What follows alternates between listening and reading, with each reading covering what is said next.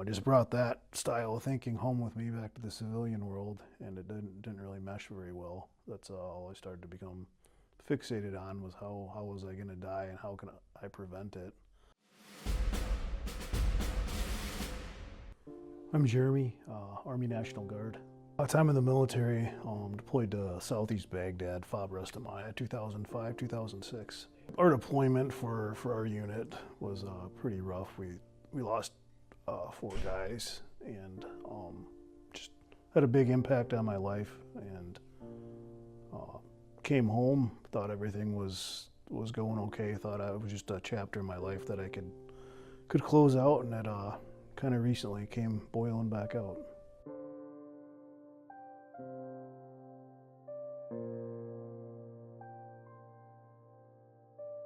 A little bit of survivor's guilt.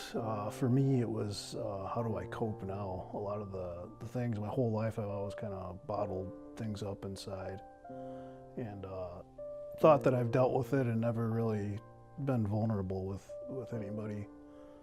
So it gets to a point, almost turning 40, where everything from the past just kind of came bubbling out again, and started to use alcohol a lot to cope.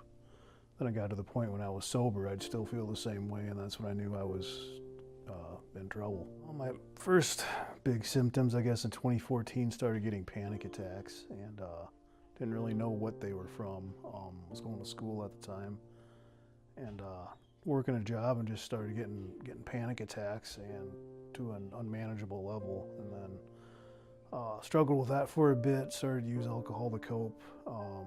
Tried medications from the VA, they get you a little bit there, but still not quite hitting the core of what was going on. Depression really started to kick in as of recently. So yeah, those are just things I've had to push through.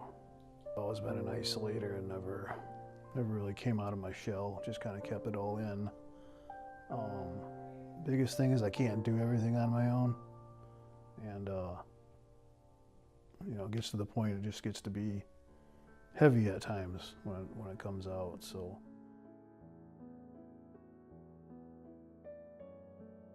I was having nightmares, specifically like how I'm going to die. I always had a fear of that. You know, the military over there, you know, prepare you for stressful situations. If you get hit on the road or something, what are you going to do? Pretty soon that starts to become your whole world. You start having dreams about things that haven't happened yet, and the stressful events, when they do happen, you're always thinking, what could you have done better? I just brought that style of thinking home with me back to the civilian world, and it didn't really mesh very well. That's all I started to become fixated on, was how was I going to die and how can I prevent it. And that fed right back into my isolation, how I like to isolate. The best thing to do is to isolate, to not expose yourself to danger and things like that. And that's not a good answer. Surrendering, I guess, for me was taking this program seriously, but really I was in a spot in life where I tried other things, couldn't figure it out. It was affecting me when I had been drinking, and what scared me the most, it affected me when I'm sober, and did not know how to get by that. So when I came here, it was, you know, a 7-month program. It's probably the real deal. And when I showed up day one, saw guys just like me, and that made me feel a lot better. And then just sitting here, going through the classes and everything, just letting the program work, taking time away from the busyness of life, just a process is where the change comes. Just to kind of sit in it and let it do its thing. I'm not sure how it works, but it works. So it feels good knowing that when you're here, you can just focus on you. I mean, it kind of sucks not being able to talk to the family when you want to, but that's what you need to do. That's where the change takes place.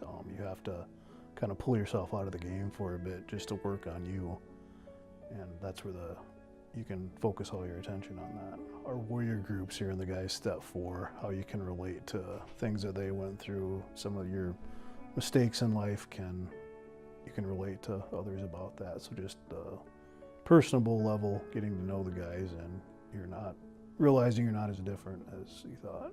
It's where just a group of guys get together with similar problems and discuss it. Just it can be something as simple as what bothered you for the day, to something long term that you're working through. It can be simple as saying, like, I had nightmares last night. This is what I think of it, and just by saying that, getting that off your chest, there's usually somebody in that group that can relate to it, and you don't feel alone after that. It's helped me to learn to be vulnerable, and I kind of struggle with perfectionism, I guess, is what I figured out here, and it's nice knowing that not everything is perfect. You're not perfect, and I'm not perfect. The process isn't perfect, but that's life and how to deal with it. So trying to be perfect, you don't have to put that stress on yourself. I'm missing my family and my kids a lot. Hopefully go home with a fresh start, a different outlook on life, at least knowing what my problems are and what I need to do to manage it, to not let it spiral out of control. How I handle problems, being more open, being more vulnerable, talking about how I feel about things is what I look forward to.